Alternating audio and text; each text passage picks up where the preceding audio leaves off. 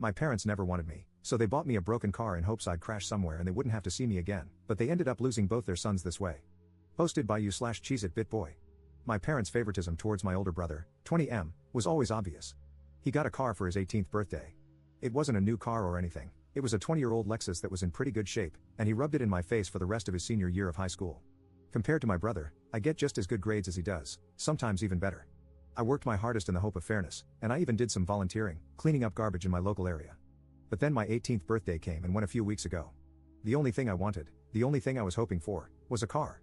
I wasn't expecting something like a new car or a sporty car, just something reliable like my brother got. But the party wasn't anything like my brother's 18th.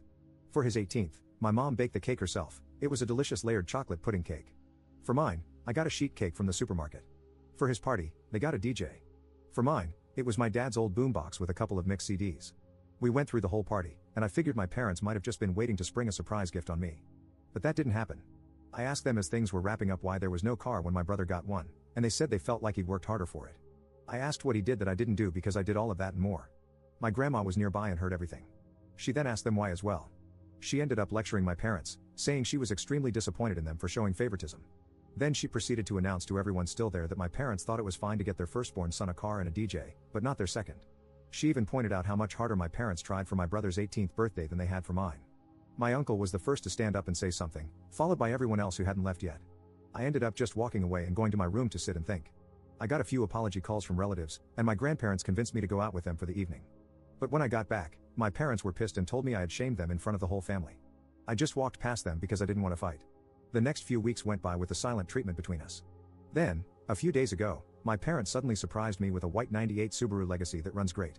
They practically threw the keys and the title in an envelope at me and said to have fun. I got the car, and they're paying for insurance for the next 6 months like they did for my brother. I know a car isn't really a right, but a privilege, so I feel like I've essentially blackmailed my parents into getting me one. Update 5 months later. I've not logged onto this account in roughly 5 months, so now I can tell you all the rest of what happened before college starts. But before that, there are some things I want to address from previous commenters. I literally needed a car because there was no way for me to get a job without one. I had no personal transportation and live over 10 miles from the nearest bus stop. So for those who kept telling me to give the car back because they think I was either too spoiled and should accept that life is unfair, or that I shouldn't take handouts, or that I shouldn't accept gifts from crappy parents, please just stop. My inbox was so crammed full when I logged back on that it took some time to go through it all. It doesn't really matter anyway though. I did get a part-time job that later went full-time for the summer after I graduated. But 3 weeks into working part-time, the Subaru blew the head gasket while on the highway at about 45 miles an hour. The temperature gauge redlined, and I had to pull over and call for help. My grandparents took a look at the car and found that someone had run a lot of gasket sealer in it, and it was still in the coolant. The car was basically band-aided back together before my parents bought it and was then barely hanging on by a thread. It drove great, and I was never pushing the car hard as I'm kind of a slow driver. My parents claimed no prior knowledge of the problem, but their only real reaction was to shrug and say it was karma for making them get me the car in the first place. That was a mistake because my grandparents were right there to witness it, and they tore into my parents like none other. My grandma told me to go wait in my room and let them sort it out. It was 2 hours before I was called back into the living room. My parents were on the couch and looked like they'd been metaphorically hit by a truck. My uncle and 2 other relatives were there now too. My grandparents had gotten it out of them that when they bought the car, they just looked for the cheapest thing they could find close to the area that still ran and bought it, no questions asked.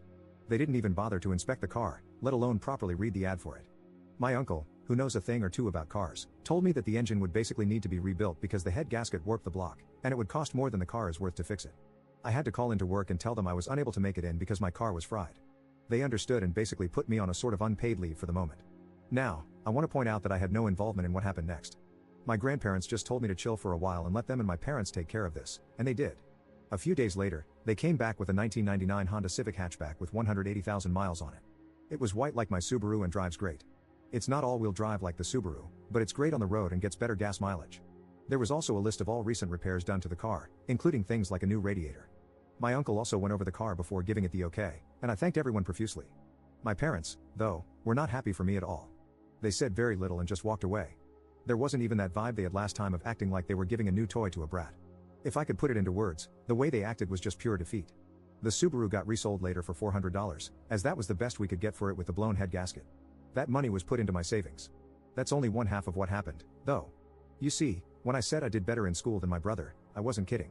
My brother got a 30% scholarship after he finished high school, while I got a 50% scholarship. Not at the same college, of course, but at one comparably good that was also closer. To say my parents were shocked is an understatement. Of course, they just both looked unhappy as soon as the shock wore off.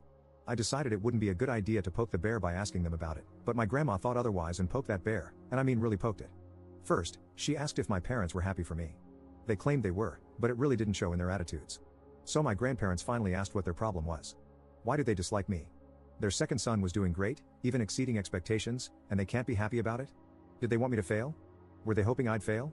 What is the deal? My mother looked really upset, and my father couldn't look me in the eyes.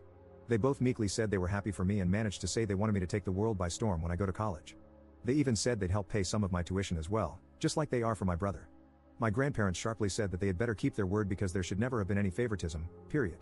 I thanked my parents for their help, received a light, if not limp, handshake from my father, and a very stiff hug from my mother. It all felt so forced. I was and still am extremely thankful for the car and the tuition, but my parents just drained the room of all emotion. I ended up asking if my grandparents knew what it was that made my parents act this way. I asked if I was an accidental pregnancy or something. They gave me the "it's time we told you" look. Well, I'm not adopted like so many asked, but I was unplanned. Sort of. You see, my parents wanted both a girl and a boy but got 2 boys instead. My brother came out as a boy, so my parents were really hoping to get a girl on the next go. They had a prior agreement to stop after 2 kids. They never got a girl. My grandma told me they refused to find out my gender until after I was born. They were convinced I'd be born female, and they bought a lot of baby stuff for a girl. But they didn't get a girl. My grandma said I ended up using all of my brother's hand-me-downs until I was 3 years old because my parents had bought so much girl stuff in advance that they couldn't use. So, I was just a disappointment to them from the time I was born. My grandparents said they know my parents are screwed up, but they've been this way for so long that there's no point in expecting them to change. Since then, my parents haven't spoken to me much about college. In fact, they ignore the subject as much as they can. Thanks to some of the warnings I got from people who messaged me, making me paranoid, I called the college I've been accepted to and made sure to tell them that if anyone calls or emails pretending to be me, or if my parents call trying to say I'm not coming, they should call me for a double or even triple check if anything like that happens. I mean, I kind of doubt my parents would do that sort of thing, especially after everything that's happened, but I felt like playing it safe was the better option. There was something that I really didn't expect to happen. My brother called me out of the blue to talk. He said our grandparents had called and told him everything. He apologized for what happened in his own way and said he hopes that once I'm on my own, I won't need to come back. He actually admitted to me that when he finishes college, he's going to stay in the state he's in because he likes it there. Our parents really want him to come back when he gets his degree, but it looks like that's not happening. I said I don't blame him, and I may do the same. The rest of the conversation was a bit awkward because we aren't really used to speaking to each other much anymore. My grandparents and the rest of the family held a surprise party for me over the weekend. They made it almost like a repeat of my brother's 18th birthday, with a DJ and a big chocolate cake my grandma made. I couldn't thank them all enough. My parents attended the party, but they were like wallflowers the entire time. They didn't say or do much, just stayed sitting at a far table in the corner and drank quietly. The look of defeat they had was even greater now. I think the party wasn't just to congratulate me, but also to rub it in my parents' faces that they should have done better. The rest of the family has made their disappointment in them clear. They seemed like they wanted to leave the party for a while. I can't say I blame them. They were being humiliated into staying where they were. My grandma said, "You're never too old to be taught a lesson in humility." As for my personal life, my part-time job went full-time after high school, and I've been working hard to build my savings before I leave for college. I made minimum wage, but a job is a job, and I want to leave it with my best effort put in before my 2 weeks notice is up. I doubt I'm going to be coming back here to make another update, so thanks for reading. Update 2 years later.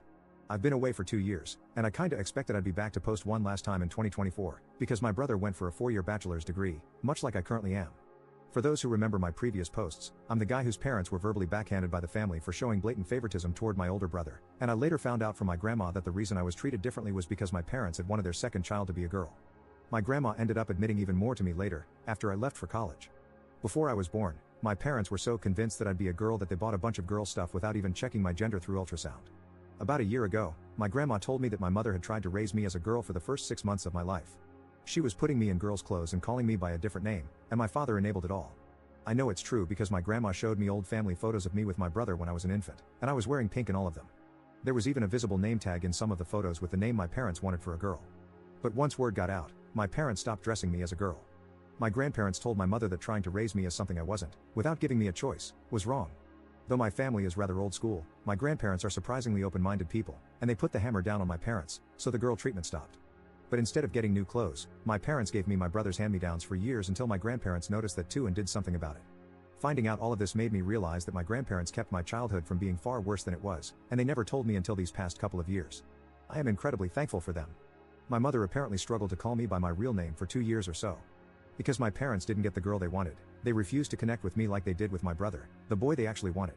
When my grandparents heard I wasn't getting anything new like my brother was, they threatened to petition for guardianship of me. They had evidence of the various things I described too. My parents couldn't stand for anything that could become a public scandal, so they stopped with the hand-me-downs and pretended to love me for a while. But as I got older, it degenerated into indifference, and maybe even into hate. I'm not sure. Hate means you still care in some way, but indifference is the actual opposite of love. I just know my parents couldn't accept that their favorite son wasn't the best at everything compared to their unwanted son. Since I moved out, they've barely interacted with the family. They threw themselves into work, partly because the rest of the family forced them to contribute to my college, like they did for my brother. But also because, to them, working was the only thing that gave them a reason to tell everyone to leave them alone. My grandma suspects they've even slept in their cars a few times to avoid coming home. I only saw my parents at Christmas at my uncle's house for the past couple of years, and they barely even spoke to me.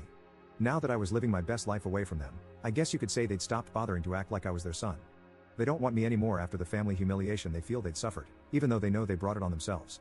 They've become workaholics who do little else. My grandmother told me my bedroom is basically exactly how I left it on the day I moved out. My parents have not even gone inside my room, but they kept my brother's room clean and ready for the day he'd finally come back home after college. Well, that didn't happen. They flew out to see him for his graduation and had a big celebration with him. I was not invited to go, not that I could afford it. But my grandparents went along, and they gave me the details. My parents were still convinced my brother would be coming back home. That's when he awkwardly told them he had already secured a job through an internship he'd done the past year and had found an apartment of his own too. My father became furious, and my mother lost her mind crying and begging him to come home. But he refused. You see, these past 2 years, my brother and I have reconnected a bit. He found my Reddit account and called me. He wasn't angry, just wanted to talk. He admitted to me that our parents put him through a lot as well. Our mother absolutely smothered him, especially when I wasn't around, and our father was quite strict with his expectations. The fact that I did better than my brother when our parents had invested everything into him just broke them. Now they're extra broken because my brother refused to come home with them. The way our parents treated my brother is also the reason we stopped connecting as siblings until these past couple of years. He did bully me at times when we were growing up, but that's because being the favorite went to his head. However, it was favoritism with strings attached, and when he realized that, he got counseling after moving out. My brother also has a girlfriend he met while in college, and he kept her a secret because he knew our parents wouldn't approve. When they eventually found out, they didn't approve, and my mother even referred to his girlfriend, whom she hadn't even met, as a SLT. My brother blew up at them over that. His girlfriend is in nursing school and a year from graduation herself. My brother says she's the best. I've never met her, but she sounds wonderful from how he's described her. My grandma told me my mother went so far as to hire a private investigator to find out who my brother's girlfriend was. She was irritated to learn that the girlfriend was squeaky clean and from a good family on the same side politically too. In her mind, the girlfriend was the reason my brother wasn't coming back, even though he made it clear he decided that before even meeting her. My father had become stoically silent about it, from what I heard. However, my mother let it slip to my brother that she'd hired a detective, and my brother gave our parents a piece of his mind. This led to a whole argument about how they gave him everything and how he was ungrateful for not coming back. But he called them out, saying that being the favored child is abuse too because they nearly made him like them. Hearing that broke my parents. My brother told our grandparents, and they staged another family intervention, one I was even involved in through a video call. My parents tried to ignore me, but even my brother told them to talk to me. We all told them enough was enough. They have 2 sons, and they needed to start treating us fairly. They had let something as idiotic as not being born the gender they wanted ruin their love for me from day one. Pardon my language on this next part. My father hit his breaking point and yelled, "You want us to admit we effed up?" Well yeah, we did. What do you want us to effing do? Effing time travel? We're paying for part of his effing college too. What more does he effing want from us? Things ended very poorly in that intervention. My mother cried and said she was sorry to me, but I still didn't feel her heart was in it. She didn't spend much time apologizing to me at all before moving on to my brother through the phone he was video calling from. She spent a long time crying and apologizing to him until he told her to go back and actually apologize to me like she meant it. That's when my father grabbed the phone and shut it off. Then he just sat down and told everyone to leave. The last thing my grandparents said to my parents was that they were so disappointed in them, and that maybe losing both sons would show them they should never have favored one. Right now, my parents are not on speaking terms with the rest of the family. My grandma heard a rumor they might be planning to move, but they have a paid-off country house and great careers. I feel like they'd be fools to move, but since my brother isn't going back and I'm likely not either, I suppose it's not really an issue. I kind of doubt they'd welcome me if I came to visit after all the crap that went down. I am still thankful to them for helping pay for my college. My student loans were significantly reduced, thanks to them. But as parents, I think we can all agree they just didn't do a good job.